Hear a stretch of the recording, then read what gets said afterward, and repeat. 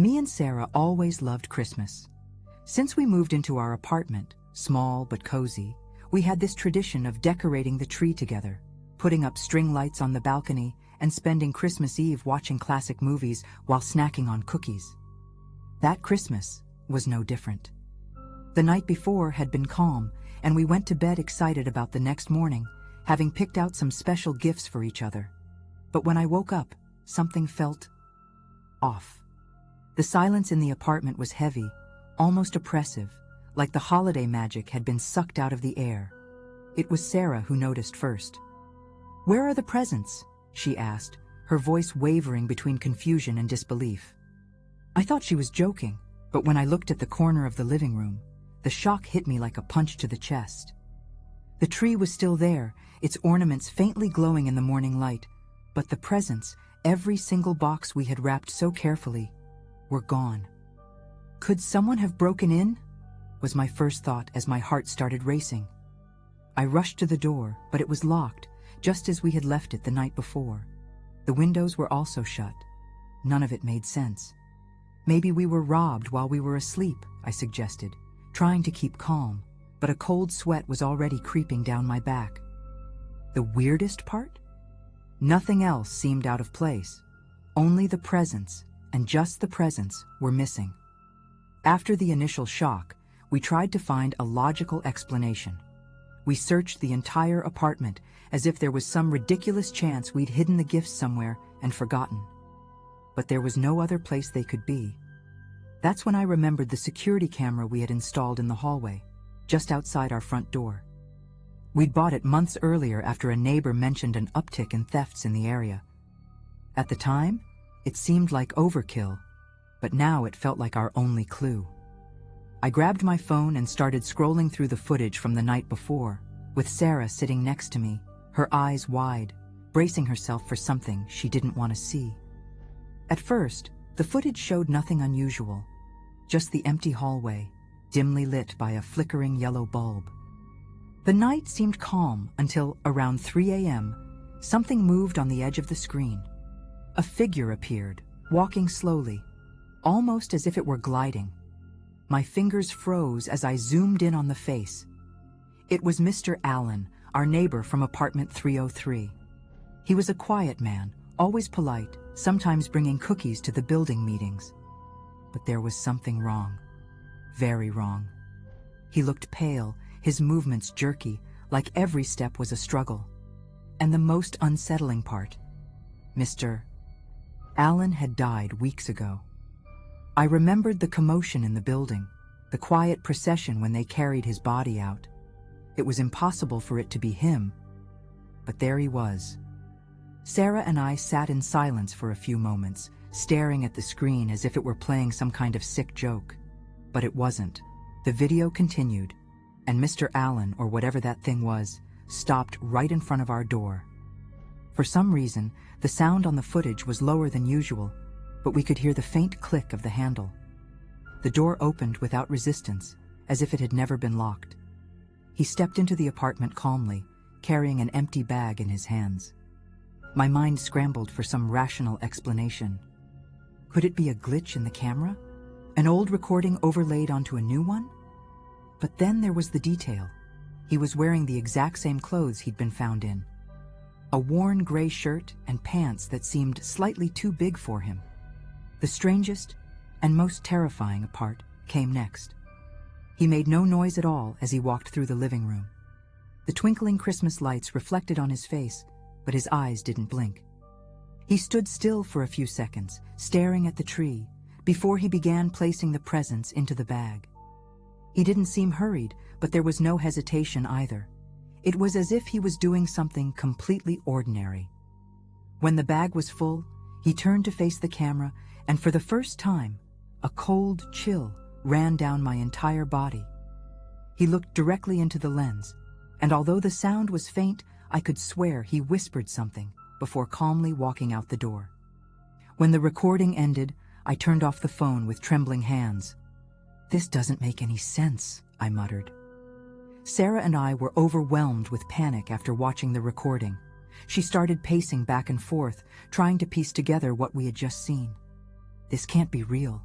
Maybe it's someone who just looks like him, she suggested, but her face said she didn't believe her own words. We both knew Mr. Allen was dead. His funeral had happened, and the building superintendent had even mentioned that his relatives were selling the apartment. And yet, there he was, or something that looked exactly like him, carrying off our gifts as if it were the most normal thing in the world. "What did he whisper?" I asked, more to myself than to Sarah, but she shook her head. "I don't know, but it's giving me chills." We decided we had to do something. We went up to apartment 303, still struggling to believe what we were doing. When we got there, the door was locked, just as it should be. We knocked a few times, but no one answered. The silence in the hallway was oppressive, the kind of silence that makes your heart pound louder. We almost turned back, but then Sarah, who's never been one to let things go, insisted we talk to the superintendent.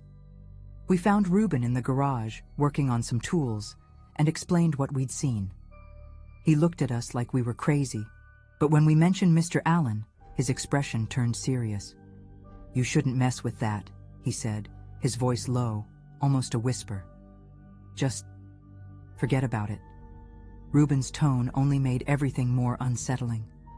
"Forget? How are we supposed to forget something like this?" Sarah shot back, clearly frustrated. He just shrugged, as if this was a matter beyond his control. "There are things that happen here. Things better left alone." We pressed him to explain, but he avoided eye contact, muttering something about not disturbing what's already buried. His words sent shivers down my spine. Back in the apartment, we sat in silence for a while, each of us lost in our own thoughts.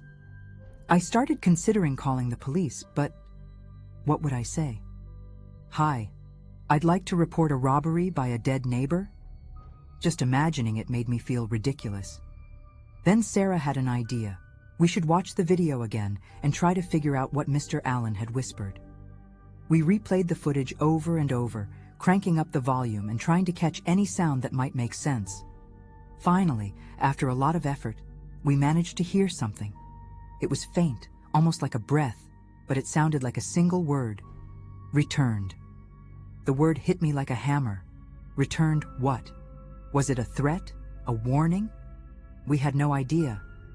The tension in the apartment was unbearable, so we decided to spend the rest of the day at my parents' house, hoping to clear our heads and escape the creeping fear. When we came back that night, something even stranger was waiting for us.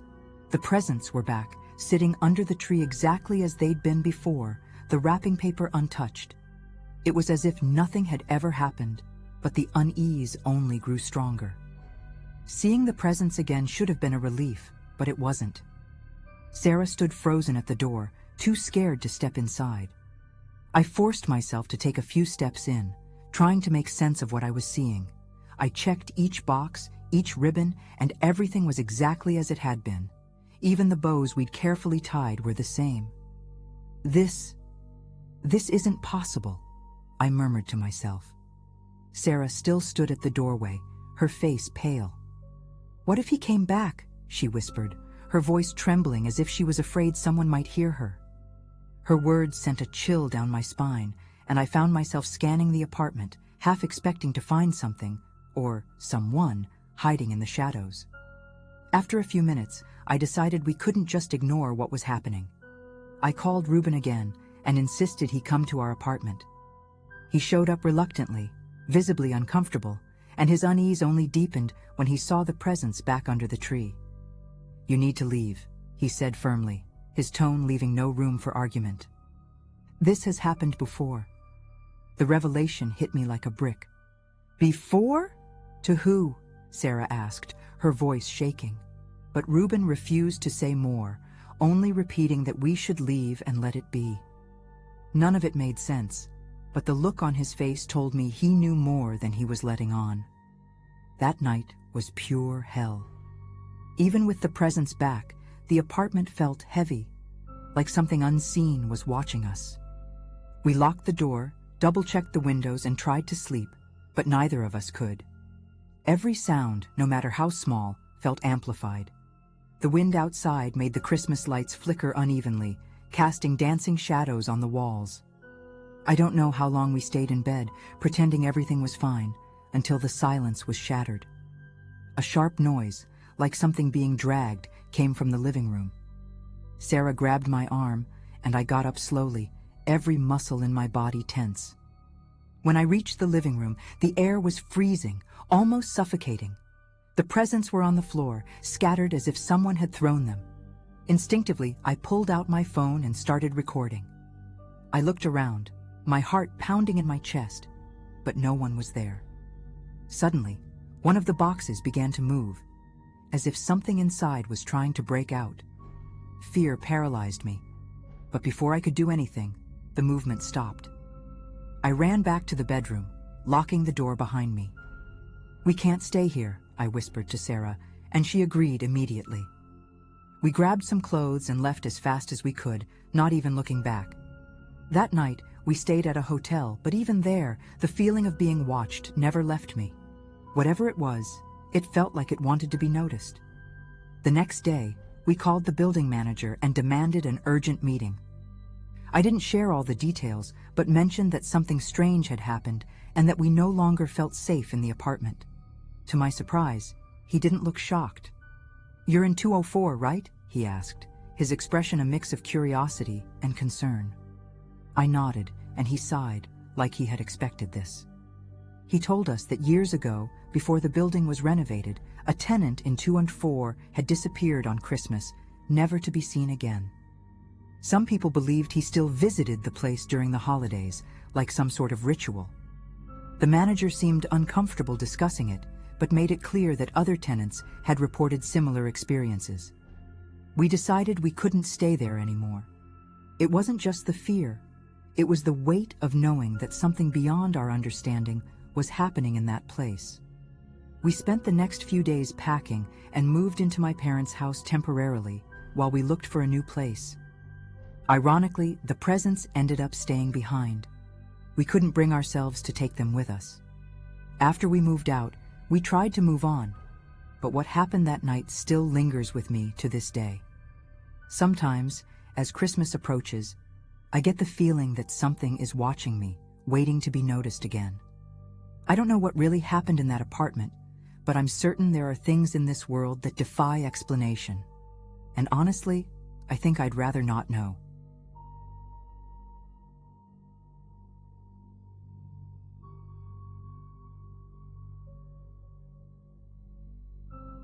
I've never been the type to believe in the supernatural or stories that feel like they belong in a horror movie.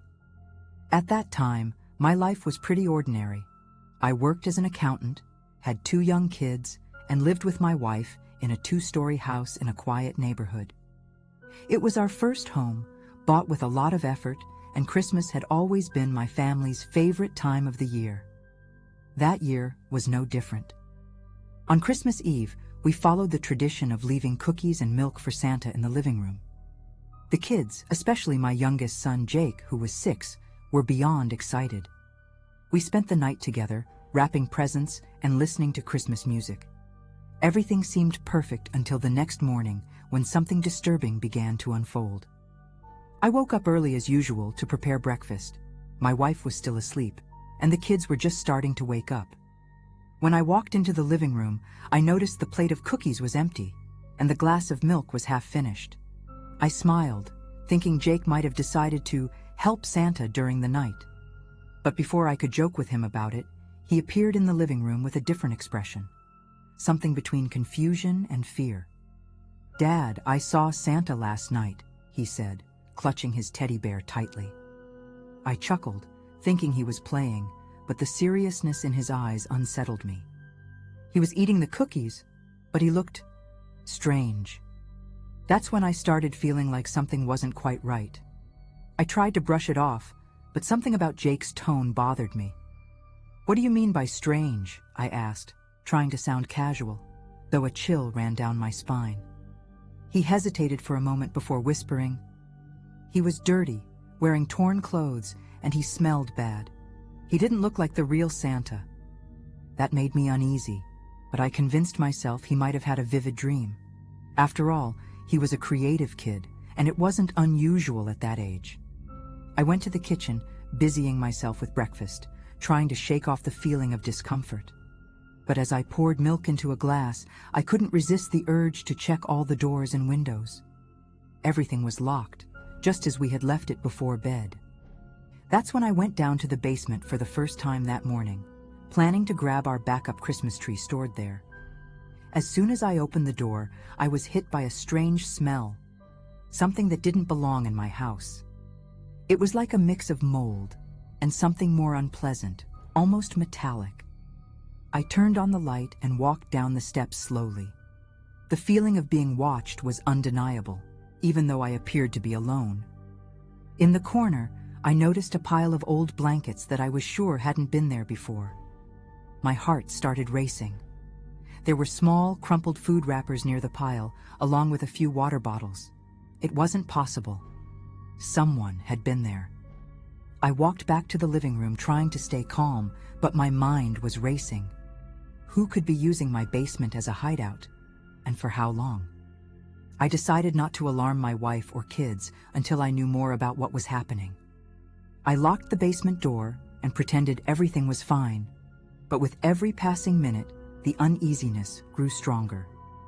I made an excuse to my wife, saying I needed to check something downstairs, and returned to the basement with a flashlight and a baseball bat from the garage. This time, I was more careful, inspecting every corner. That's when I noticed something I had missed earlier: a makeshift staircase of boxes leading to a small trapdoor in the ceiling. That opening led directly to the attic, a space we rarely used. I climbed the boxes slowly, my heart pounding harder with each step. The smell grew stronger as I pushed open the trapdoor and saw what was up there: dirty blankets, food scraps, and even clothes that definitely didn't belong to anyone in my family. That's when I heard a faint noise coming from behind some stacked boxes. It sounded like heavy breathing, almost labored. My body froze, and for a moment I wanted to believe I was imagining things. But then, a head slowly emerged from behind the boxes. It was a man, with wide eyes and an expression that was a mix of fear and anger. He looked as startled as I was, and in that instant, I knew I was face to face with the intruder. I took a step back, trying to keep the flashlight steady in my hand, but it was shaking as much as I was. The man was thin, with disheveled hair and a dirty face, like he hadn't bathed in weeks. He raised his hands slowly, but didn't say anything. He just stared at me, as if trying to decide what to do. "Who are you? What are you doing here?" I managed to ask, though my voice sounded weaker than I'd hoped. He remained silent, but his eyes darted around, taking in the flashlight, the bat in my hand, and probably calculating his chances of escape. "You need to get out of here now. I'm calling the police." My tone was firmer this time, but he didn't move. That's when I noticed something even stranger. Among the blankets and clothes, there was a plate with leftover cookies, the ones we had left out for Santa. My heart raced even more. He had been there while my family slept upstairs. He heard our conversations, saw the kids playing near the Christmas tree. He might have even passed by us while we were distracted. The thought sent a chill down my spine. Before I could say anything else, he stepped forward, as if trying to intimidate me.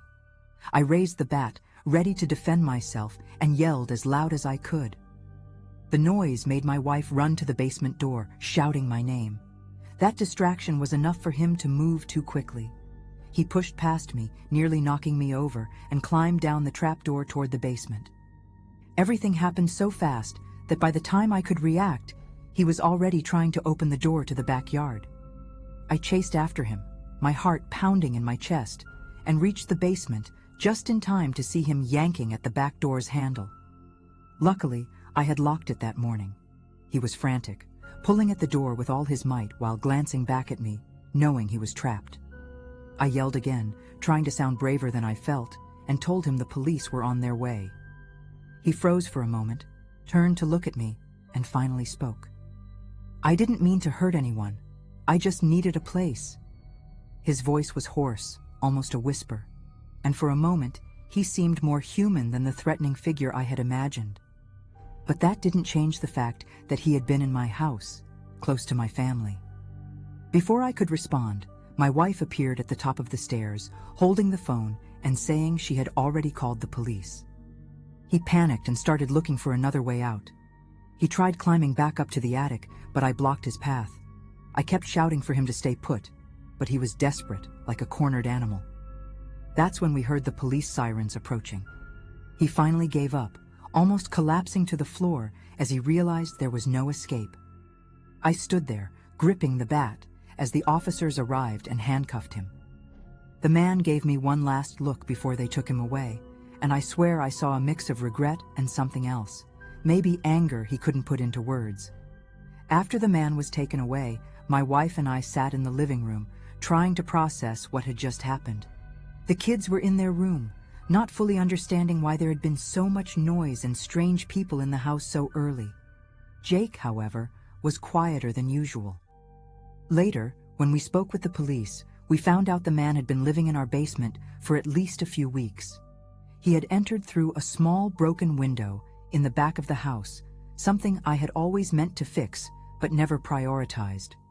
He was a homeless man with a history of breaking into homes, but according to the police, he had never been violent before. The following days felt strange.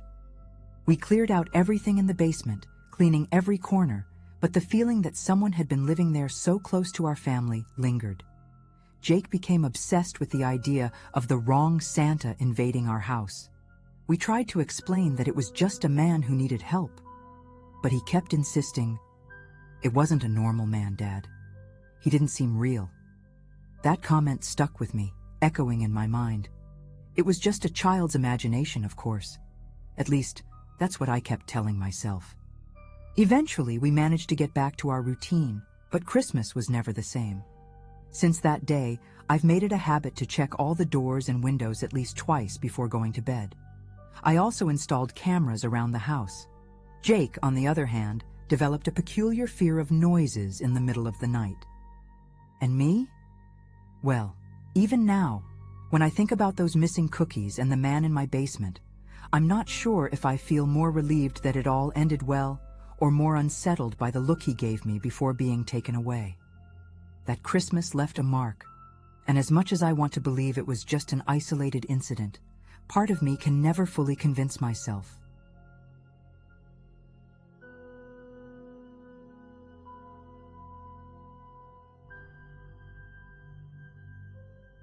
I'm not one to throw big parties or get too excited about crowds, but that Christmas was going to be special. A few months earlier, I had moved into a cabin in northern Canada to escape the rush of city life, and I was looking forward to spending the holiday with my family. Even though I was isolated, I managed to prepare the cabin for their visit. Blinking lights on the porch, an improvised tree in the corner of the living room, and enough food to last us for days. That afternoon, a snowstorm started to form, stronger than usual. The wind howled, and the snow hit the windows hard, as if nature itself was trying to warn me. Still, I wasn't worried. The cabin was sturdy, and I was used to being alone. I just had no idea how different that night would be. It all started with the sound of footsteps. At first, it was subtle, almost drowned out by the storm outside. I was chopping wood in the small shed behind the cabin when I heard it. I looked outside, but saw only darkness and the heavy snowfall. I thought it might be a lost animal, which wasn't uncommon around here. But as the day turned to night, the sounds became more frequent, now seeming to circle the house. I tried to ignore it, but a strange chill ran down my spine. I locked the doors, checked the windows, and even grabbed the old shotgun my dad had given me years ago. I didn't expect to use it, but something told me it was better to be safe than sorry. Hours later, as the wind still roared outside, I heard a loud knock at the front door. It wasn't a hesitant sound, but urgent, like someone was desperate. I walked to the door cautiously, the shotgun firm in my hands. "Who's there?" I shouted, trying to sound confident, but my voice wavered slightly. A voice answered from the other side, muffled by the storm. "Please, let me in. I'm lost and freezing." I pulled the curtain aside and peeked out. I saw a man hunched against the wind, wearing a heavy coat, but looking soaked and shivering. Something about him didn't feel right, but guilt started creeping in. What if he really needed help? Taking a deep breath, I unlocked the door and let him in. The man rushed inside, rubbing his hands to fight the cold. He was tall, with sharp features and deep-set eyes that nervously scanned the room. Before I could say anything, he started speaking fast. I was driving when my car skidded off the road. I couldn't find help and ended up here. You've got to help me, man. It's freezing out there. Despite his frantic tone, something about his story felt off. Why was he so far from the main road? And why wouldn't he meet my eyes when he talked? Still, I offered him a blanket and some hot coffee. He thanked me but didn't relax. His eyes kept darting around, as if he was searching for something. That's when I noticed another figure moving outside in the storm. My heart almost stopped when I realized there was someone else out there. It was hard to make out the shape in the dark, but I could see a shadow slowly approaching the side of the cabin. I tried to stay calm, but my mind was already racing through terrible scenarios. You didn't mention anyone else was with you, I said, trying to sound casual, but my voice betrayed my concern. The man hesitated for a second, then let out a short, forced laugh. Oh yeah, my buddy. He stayed back looking for help while I came here. He probably followed me. Something about his smile felt wrong, but before I could say anything, I heard knocking at the back door. 3 firm, deliberate knocks. I stood up abruptly, and the man tried to block my path as if he didn't want me to go. My instincts screamed at me. I grabbed the shotgun and pointed it at him, and his expression changed immediately. He raised his hands but didn't seem intimidated. Hey, take it easy. You don't need that, he said, his voice tense. I went to the back door but didn't open it. Who's there? I shouted, waiting for a response. The silence was absolute, except for the sound of the wind. I returned to the living room, and the man was now standing, visibly uneasy. I think you'd better explain what's going on here, I said, trying to stay in control, but my breathing was heavy and my hand trembled on the trigger. Before he could answer, the back door shook violently, as if someone was trying to force it open. My heart raced, and the man in front of me took advantage of my distraction to step closer. I managed to back away in time, keeping the shotgun pointed at him, but the tension in the room was unbearable. Just open the door. You're making this harder than it has to be, he shouted, dropping all pretense of being friendly. That's when I realized he wasn't frozen or desperate. He had been planning something all along. While I tried to decide what to do, I heard the sound of breaking glass coming from the kitchen. The other intruder had found a way in. Panicking, I rushed to lock the living room door and reposition myself, keeping both of them in sight. Now, the man who had entered first was laughing, as if it was all a big game to him. You should have just let us in from the start, he taunted. I tried to stay calm and yelled that I was armed, but that seemed to amuse them even more. The feeling of being hunted in my own home was suffocating, like the air around me had grown heavier.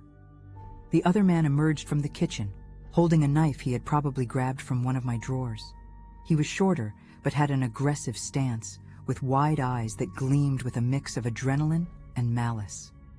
Let's just finish this. We don't have all night, he said to the first man, like I was just an obstacle in their way. I found myself retreating down the hallway toward the bedrooms, trying to buy time and think of a plan. You don't have to do this, I said, trying to sound firm but feeling my voice crack. My mind was racing, and my only advantage was knowing every corner of the cabin better than they did. As they moved through the living room, I heard one of them knock over the lamp on the table. I took advantage of the noise to grab the large flashlight I kept in the hallway closet. Shining it directly in their eyes, I temporarily blinded them. I bolted to the master bedroom, locked the door, and barricaded it with the bed. I could hear their voices on the other side, arguing and trying to break in. I grabbed my cell phone, but unsurprisingly, there was no signal because of the storm. I was alone against the two of them, and all I could do was brace myself for whatever came next. On the other side of the door, I heard heavy footsteps and something being dragged. They were trying to break in. Each impact made the wood tremble, and the noise seemed to echo inside me.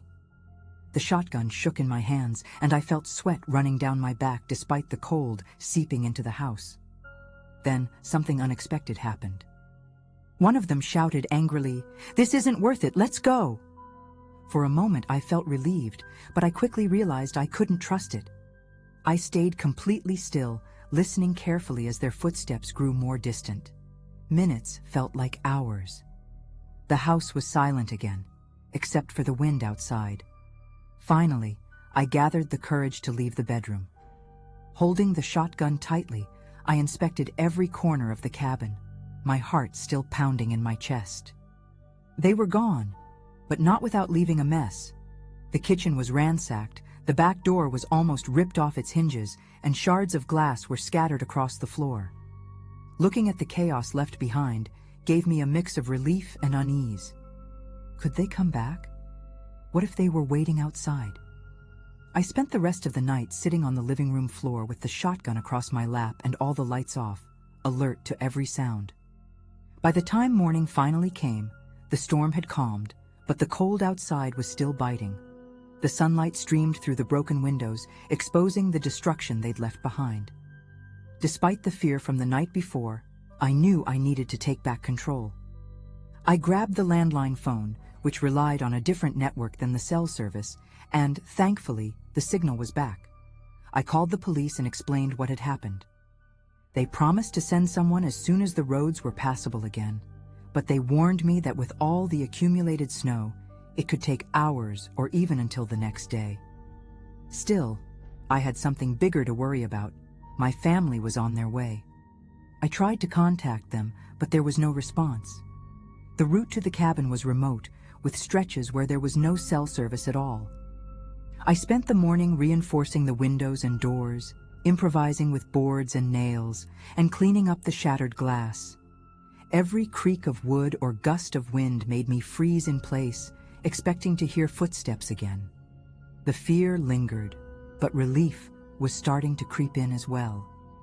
By early afternoon, I heard the sound of an engine approaching. My heart raced, but this time it was a mix of relief and anxiety. It was my family's car. I ran outside, braving the cold to meet them before they reached the cabin. My sister was the first to step out, carrying a warm smile and some gift bags. "You look like you've seen a ghost," she said, laughing, while I tried to mask my tension. I didn't have the courage to tell them what had happened the night before, at least not yet. Just seeing them there, safe, made me feel a little more human again. As everyone settled in, I tried to act normal. I cooked dinner, turned on the Christmas lights, and even pretended to be excited about opening presents. But deep down, every sound out of the ordinary made my stomach churn. That night, while everyone slept, I sat by the fireplace, replaying the events in my mind. The feeling of being watched wouldn't leave me. I tried to convince myself it was just the lingering adrenaline, but something about the experience had completely changed how I saw this place. The cabin, once my peaceful refuge, now felt like it carried a shadow. The next morning, the sun finally broke through the clouds, and the untouched snow outside sparkled almost reassuringly. The police arrived around 10, two officers who had to leave their vehicle on the main road and walk through the snow to reach me. I told them everything that had happened, describing the two men in detail. They inspected the cabin, asked a few questions, and promised to patrol the area, but they were clear. With the storm and the remote location, catching those responsible would be difficult. They were probably just looking for shelter or food, one of the officers said. But something in his tone seemed skeptical, like he wasn't telling me the whole story. After they left, I tried to move on. I told my family about the intruders, but downplayed the details so as not to ruin the Christmas mood. My mom, always practical, suggested I consider installing cameras or even selling the cabin and moving back to the city. I agreed with a smile, but I knew it wasn't that simple. This place was my home, despite what had happened. Despite the lingering fear, the rest of Christmas went by peacefully. My family left the next day, and for the first time since the invasion, I was alone again. I won't lie. That first night was tough, Every creak of wood, every gust of wind seemed amplified. But over time, the routine returned, and the cabin slowly regained some of its charm. To this day, I don't know exactly what those men wanted or why they acted the way they did. But one thing is certain. Since that night, I've never spent another Christmas without locking every door and keeping the shotgun within reach.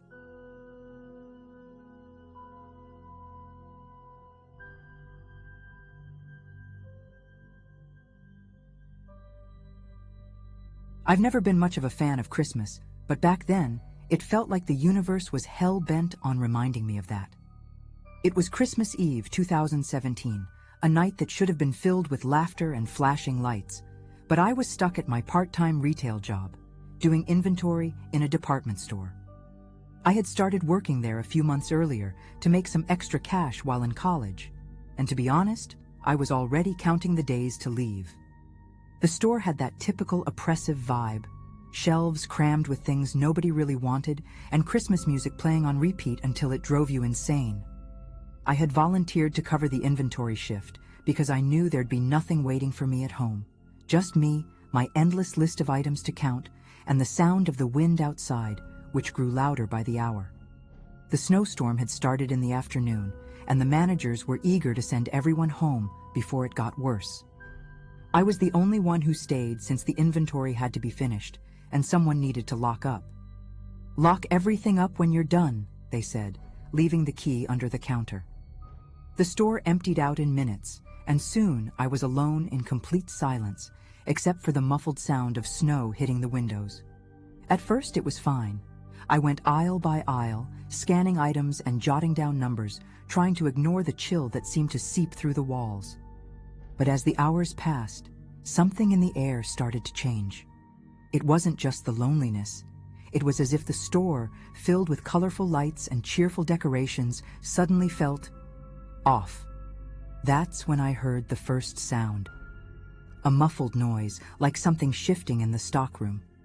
At the time, I told myself it was just the wind, but deep down, I already knew it wasn't. I ignored the sound at first, trying to convince myself it was just my imagination or maybe something falling in one of the aisles. The store was old, and it wasn't unusual for the shelves to creak under the weight of the products. But a few minutes later, I heard it again. A faint scraping noise coming from the stockroom. My heart sped up a little, but I forced myself to laugh. "You're alone, stop being paranoid," I muttered under my breath, though my voice sounded weaker than I expected. I decided to go check, partly to get it over with, and partly to shake off the strange feeling creeping over me. I grabbed the flashlight from the counter and headed toward the back of the store, trying not to focus on the echo of my footsteps on the tile floor.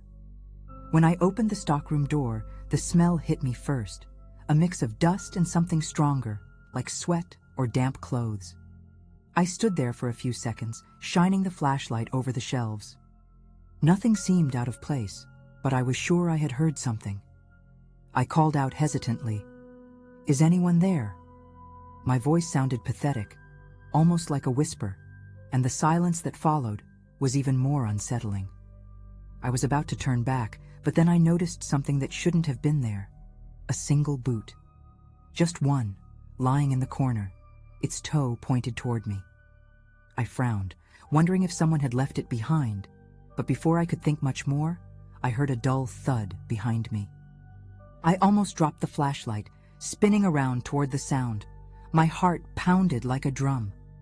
For a moment, I was frozen in place, my eyes trying to adjust to the dim light of the flashlight.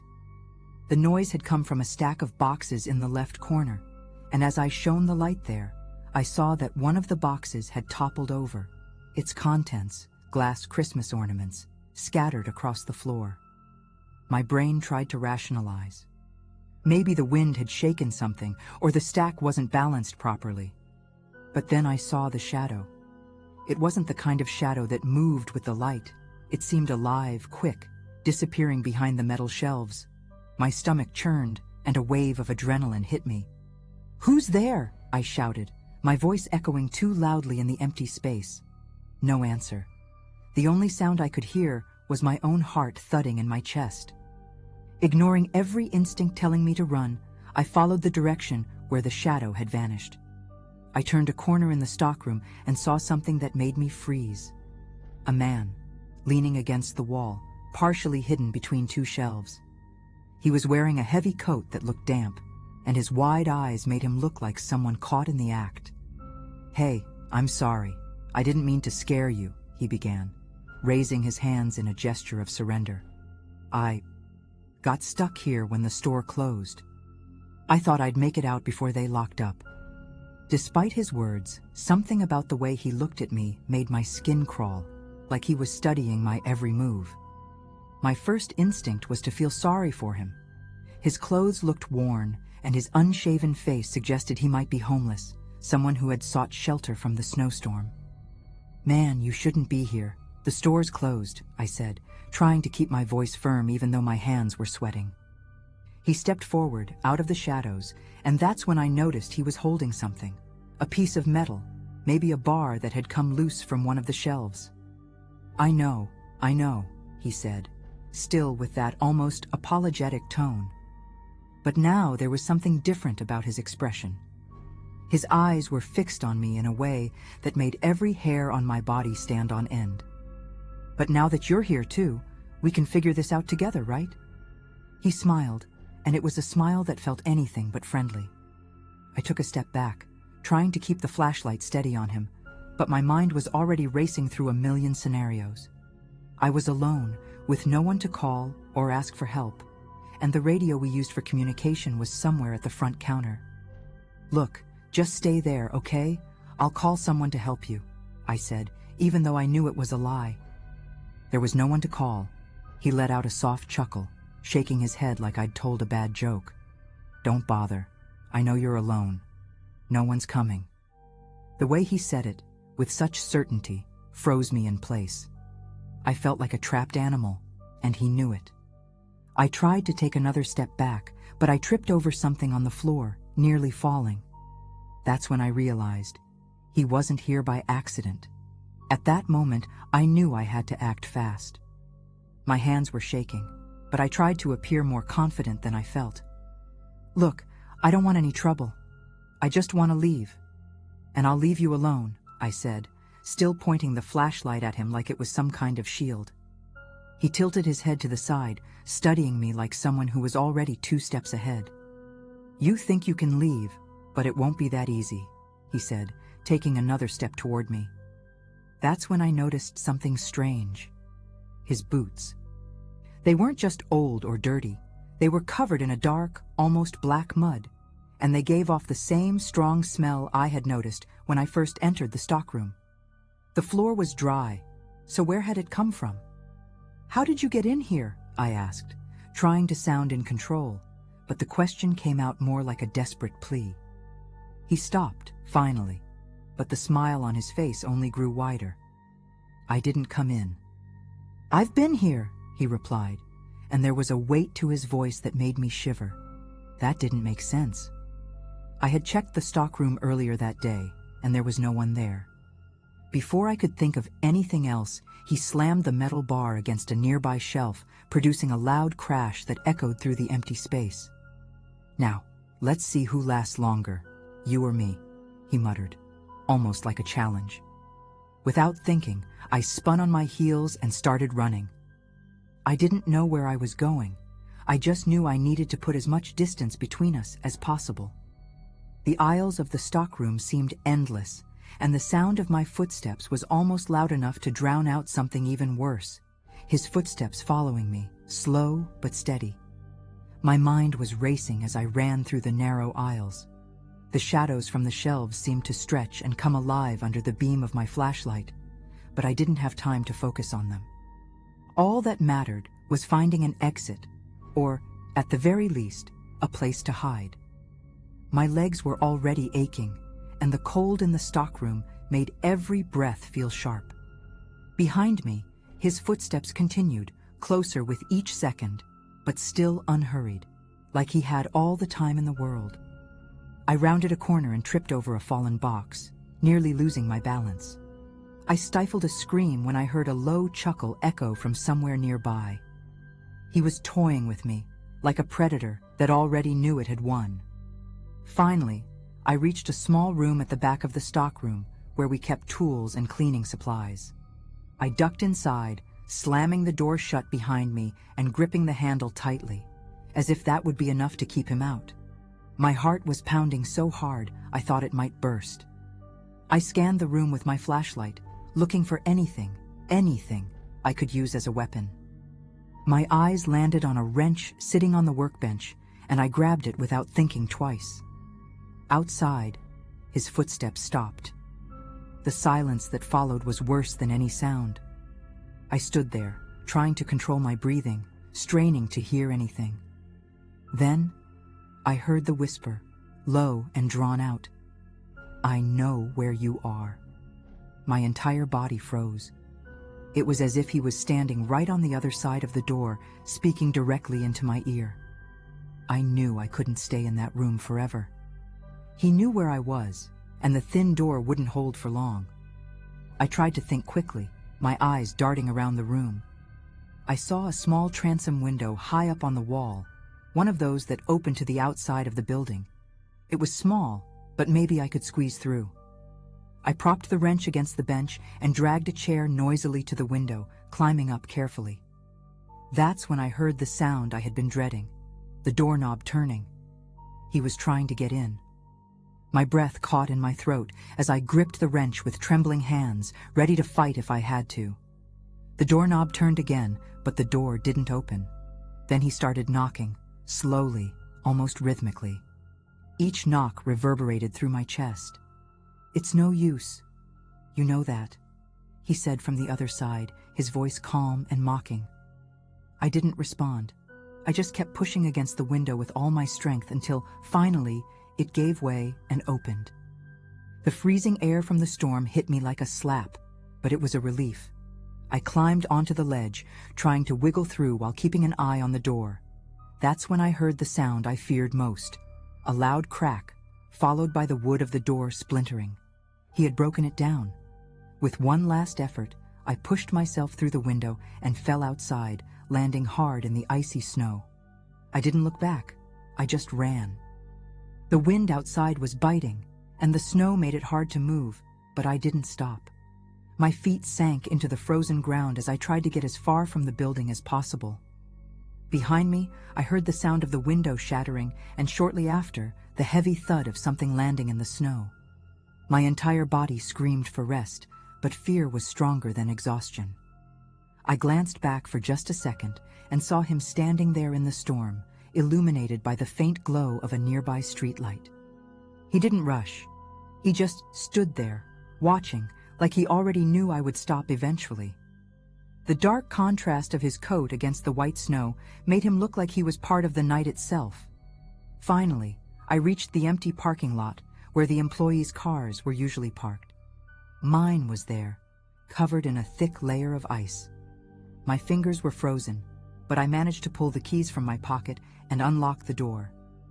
His footsteps were closer now, slow but rhythmic, as I threw myself into the car and locked the doors. My hands were trembling as I tried to start the engine, but it wouldn't turn over. Come on, start," I whispered to myself, twisting the key over and over. His steps were too close now, and out of the corner of my eye, I saw him stop by the driver's side window. That smile was back, but his eyes, there was something wrong with them, something almost inhuman. I screamed and tried the ignition again. This time, the engine roared to life. Without thinking, I slammed on the gas, the tires spinning on the snow as I sped away. I didn't look in the rearview mirror as I drove down the snow-covered road. All that mattered was getting as far away from that place as possible. The silence in the car was almost as terrifying as the sounds I had left behind. My mind was a whirlwind of relief and unanswered questions. Who was that man? How had he gotten into the store? And most importantly, why did it feel like he had been waiting for me? None of it made sense.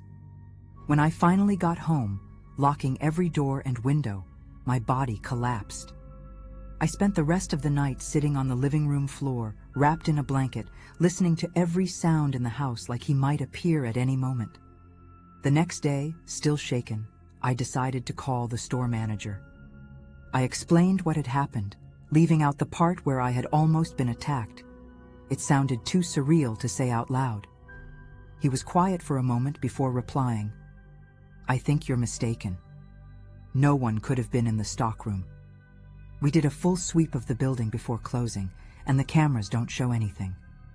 My heart sank. I went over every detail in my head, trying to find an explanation, but nothing made sense. I returned to work a few days later, but I never stayed alone in the store again. To this day, I don't know who or what I encountered that night. All I know is that whenever the storm starts to howl, I remember his smile, like a warning that it wasn't the last time.